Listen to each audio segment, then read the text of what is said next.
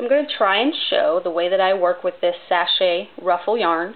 As you can see, my yarn is very smooth and flat and straight, straightened out. That's because I ironed it.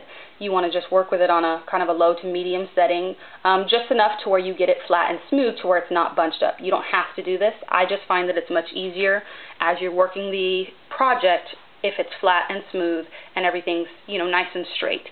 You can see the grid of holes easier, I think. You can see where to place your hook easier. You can definitely work with it directly off the skein, but if you do, you're kind of pulling and unbunching pretty much every stitch. You have to work with your hands a little more to get it smoothed out so you can see where you're working pretty much every stitch. So if you'd like to avoid that, then iron it out. If you don't want to take the extra time, about 30 minutes or so to iron the entire skein, then work with it directly off the skein. It doesn't matter. Either way, your scarf's going to look pretty much the same when you're done anyway. It just depends on your personal preference.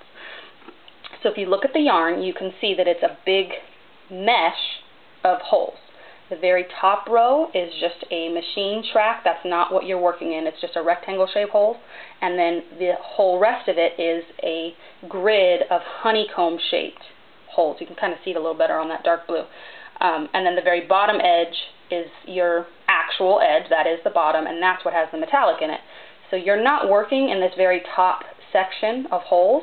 You're working in the honeycomb shaped holes. You always want to be working in the second row, which is the first honeycomb row. I know someone had posted that their scarf unraveled in the middle. That possibly could be because you worked in the very top row of holes and it just wasn't strong enough. Maybe that top thread broke, and so that is what caused your entire thing to unravel.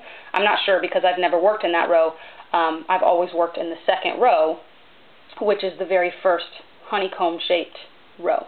So that's the row you want to be working in, and I'm assuming that'll get you the strongest, the strongest tension, the strongest, middle for the way that your scarf works. So that's the way that you want to work those.